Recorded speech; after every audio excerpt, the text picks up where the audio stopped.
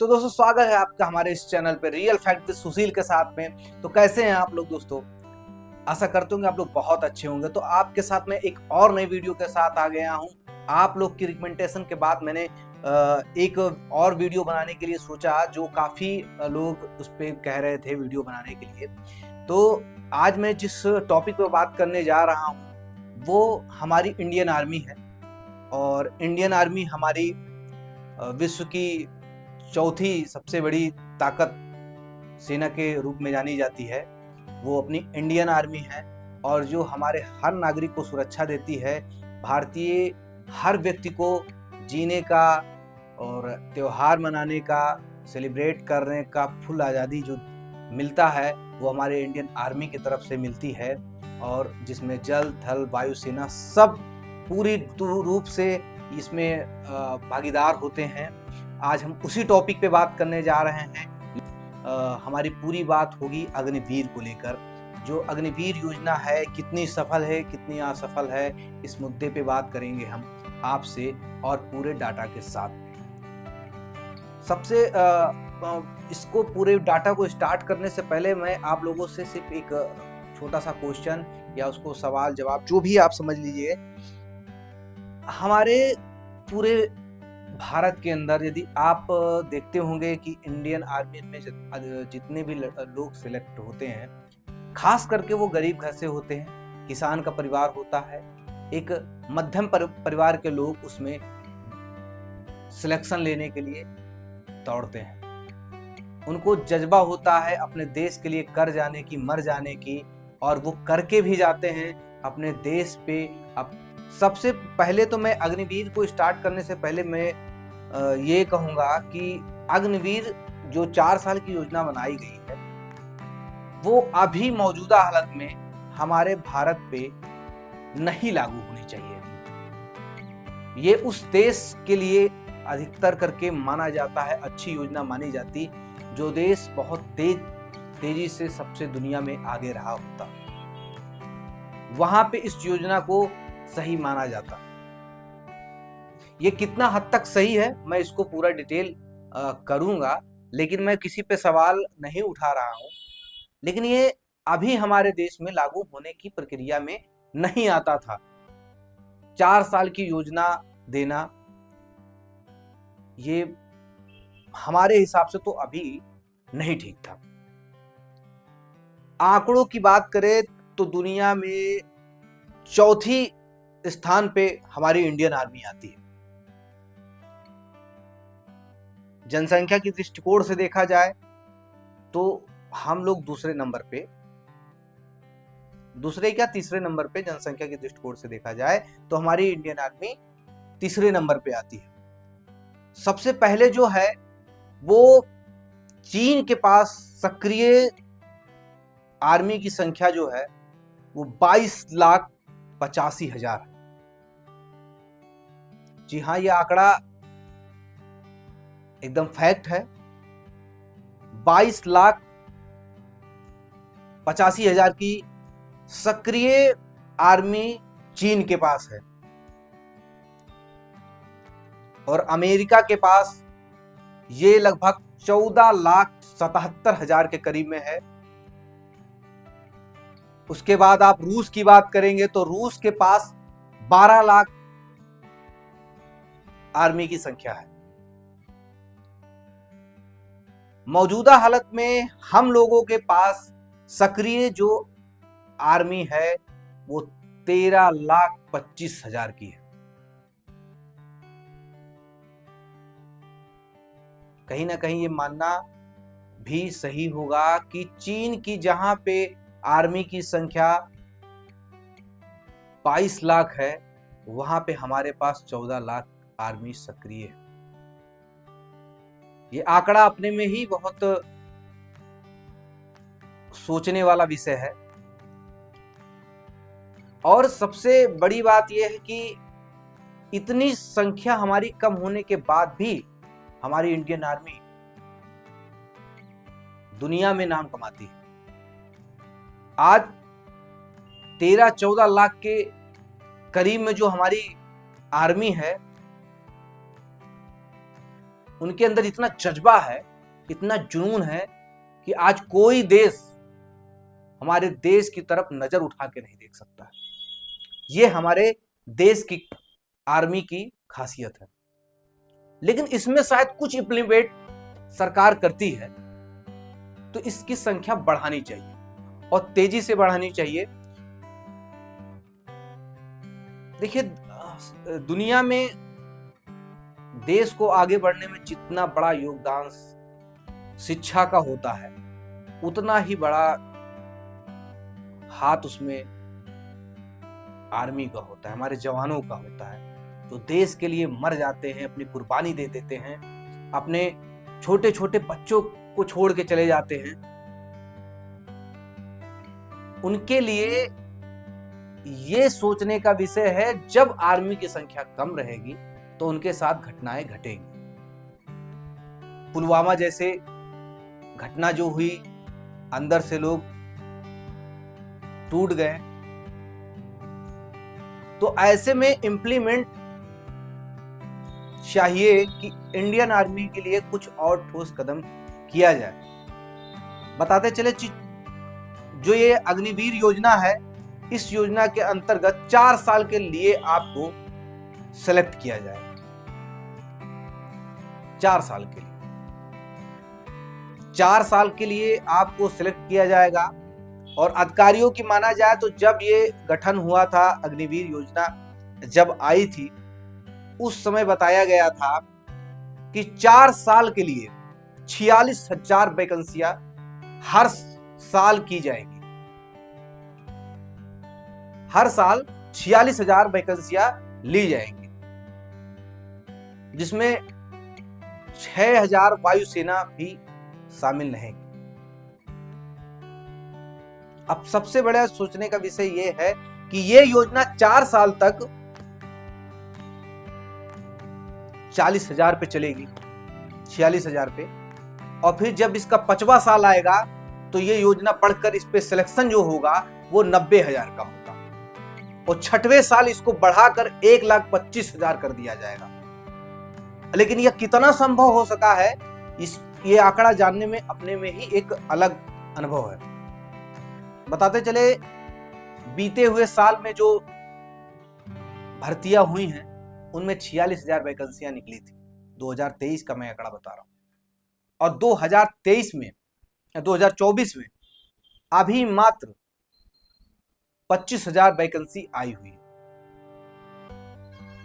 ये आंकड़ा जो सरकार के द्वारा बताया गया था, मुझे नहीं लगता है कि ये आंकड़ा पूरे रूप से होगा।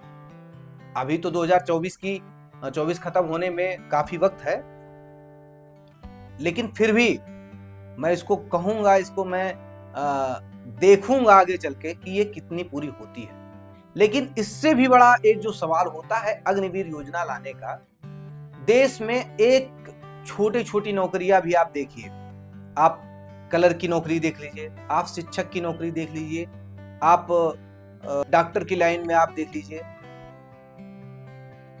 एक वार्ड वायर की तनख्वाह 35,000 40,000 होती है। क्या आपको अंदाजा भी है कि एक सेना जिसकी गारंटी नहीं है कि वो आज जाके अपनी ड्यूटी कर रहा है, वो शाम को घर पहुंच पाएगा कि नहीं, उसकी वेतन आपने 30,000 कर दी, और वो अपनी जान को कभी भी खो सकता है। एक शिक्षक, मैं किसी भी कैटेगरी को मैं कैटेगराइज नहीं करना चाह रहा हूं, लेकिन मैं बताना ये चाह रहा हूं कि एक आर्मी को जिस तरह से अग्निवीर के तहत ला दिया गया है, उस अग्निवीर के तहत में ये चीजें यदि आप किसी दूसरे से कंपैरिजन करें तो उसके अपेक्षाकृत इंडियन आर्मी अपनी जान देने के लिए तैयार रहती है। वो कब अपने परिवार के अपने छोटे से बच्चे को अनाथ कर दे, कब अपने बीवी को वो विधवा कर दे, और वो 30,000 की नौकरी के लिए जान देने के लिए तैयार है। आप 46,000 जो 2023 में हुआ था, उसमें जो आवेदन हुआ था वो 11 लाख के करीब में हुआ था। अब सोचने वाली बात है, आप जिसके अंदर इंडियन आर्मी का जुनून है, जोश है, वो अग्निवीर योजना में भी इतना वैकेंसी फिल हो जा रही है और जिसमें 10% की वृद्धि आ जा रही है। तो इसमें सोचने वाला ये एक विषय है कि देश के लिए जिसको करना होता है वो आपकी भर्ती में इम्प्लीमेंट को ध्यान नहीं दे रहा। लेकिन ये सरकार को चाहिए कि इस योजना के अंतर्गत एक ऐसी गारंटी दी जाए जिससे देश का वो इंडियन आर्मी जो कभी किसी कारणवश यदि अपनी जान गंवाता है तो उसके परिवार को, उसके घर वालों को उस तरह का सपोर्ट मिले कि वो अपने जीवन यापन अच्छे से कर सके, अपने बच्चों का भविष्य अच्छे से कर सके। आने वाले समय में यदि इस चीज को इम्प्लीमेंट नहीं किया गया, अच्छे से नहीं बनाया गया, तो धीरे धीरे लोगों का सपना टूटता जाएगा आर्मी के जवान बनने का। आंकड़ाओं के यदि मुद्दे से यदि बात की जाए,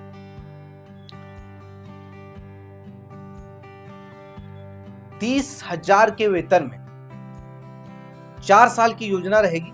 4 साल की योजना में आप अग्निवीरों को 30,000 का वेतन देंगे, जिसमें से 30% आप काट लेंगे। वो पीएफ के उसमें कटेगा। उस हिसाब से यदि देखा जाए तो आपने 9,000 रुपया काट लिया। 21,000 का समथिंग उनके पास बचा और जो 9,000 बचा वो आपके पीएफ में कट के चला गया। इसी तरह यदि आप अगले साल उनका वेतन 33,000 हो जाएगा, उसके अगले साल आपका 34,500 हो जाएगा और फिर आने वाले समय में 40,000 हो जाएगा। लेकिन मुझे नहीं लगता है कि इंडियन आर्मी को जो जान देने के लिए हर समय तैयार रहता है, उसके लिए ये काफी होगा। आप छोटे से कलर की भी वेतन यदि देखी जाए तो उसको 50,000, 60,000 इस तरह से मिलने लगता है 2 से 3 साल के अंदर। इतनी करेगी। चुनाव देश में चल रहा है, आने वाले तारीख में तय भी हो जाएगी किसकी सरकार रहेगी। लेकिन मैं आग्रह करूं कि सरकार किसी की भी रहे, खास कर इंडियन आर्मी की तरफ ध्यान दिया जाए और अग्निवीर जैसी योजना को आप इंप्लीमेंट कीजिए। बहुत जरूरी है इंप्लीमेंट की, बहुत ज्यादा जरूरी है। हमारे देश का हर वो आर्मी जो सरहद पे जान देने के लिए हमेशा तैयार रहता है, उसके लिए मैं हमेशा चाहूंगा कि ये योजना में इंप्लीमेंट ज्यादा किया जाए और उनको पेंशन की सुविधा जरूर दी जाए। और यदि ऐसा नहीं होता है, आप ऐसा नहीं करते, तो मेरा खुद का ओपिनियन ये है कि आप जितने भी सांसदगण हैं, जितने भी विधायक, वो भी अपना पेंशन हंसी हंसी छोड़ दें, खुश होकर कहें कि नहीं, हमको भी पेंशन नहीं चाहिए। यदि आपको इंडियन आर्मी से प्यार है तो आप भी ये कहिए कि मुझे नहीं चाहिए। यदि मेरे आर्मी को नहीं मिलता तो हर सांसद, मैं सिर्फ पक्षधारियों से नहीं कह रहा हूं, मैं ये विपक्ष से भी कह रहा हूं, सिर्फ माइक लेके हल्ला मचाना और वहां पे कहना कि मैं आर्मी के मतलब सपोर्ट में हूं, इससे कुछ नहीं होता। आप भी छोड़िए पेंशन। यदि आप एक आर्मी को पेंशन नहीं दे सकते हैं तो आपको भी हक नहीं है कि आप कुछ इस तरह के पेंशन योजना को लेते जाइए। पेंशन योजना जितना भी होना चाहिए था उसको देश में लागू करना चाहिए। पेंशन योजना ये बुढ़ापे के लिए एक अमृत की तरह होता है कि जब किसी का कोई सहारा नहीं होता है, जब औलादें लात मार के भगा देती हैं, तब ये पेंशन आपके उस जीवन यापन को पूरा करता है। आप लोगों से अपील है और हर वो व्यक्ति जो ये वीडियो देख रहा है, इस वीडियो को इतना शेयर करें कि सरकार तक ये बात पहुंचे और सरकार एक बार इस पे पुनर्विचार जरूर करे। और हम सभी लोगों को अपने इंडियन आर्मी के लिए सैल्यूट है, क्योंकि आज यदि हम यहाँ पे बोल पा रहे हैं, यदि हंस पा रहे हैं, तो सब इंडियन आर्मी की देन है। यदि इस देश में शांति का माहौल बना हुआ है तो वो सब आपकी देन है, इंडियन आर्मी की देन है। तो हम चाहेंगे कि ज़रूर इसमें इम्प्लीमेंट किया जाए। और मेरा भी सपना रहा इंडियन आर्मी में जाने का। 3-3 बार मैंने भर्ती भी देखी, लेकिन जो कहने का पूरा शाब्दिक अर्थ है कि मैं उस लायक नहीं रहा कि मैं इंडियन आर्मी में सिलेक्शन ले सकूं। इसीलिए आज भी मैं जब कभी भी मार्केट जाता हूँ, यदि इंडियन आर्मी की ड्रेस मिलती है तो मैं नहीं पहनता हूँ, क्योंकि मुझे पता है बहुत मेहनत और बहुत जज्बे से मिलती है इंडियन आर्मी की ये वर्दी, और उस वर्दी के जो लायक होता है वही डिजर्व करता है। तो मैं आप सभी लोगों से ये अपील करूंगा कि अग्निवीर योजना के को में जितना इम्प्लीमेंट हो सके उतना किया जाए, और अग्निवीर में जितने भी लोग शहादत दे चुके हैं उनको नमन। तो ये वीडियो यदि आपको अच्छी लगी हो तो वीडियो को like and subscribe and comment करना ना भूलें। मैं आपका दोस्त सुशील चौधरी, नमस्ते।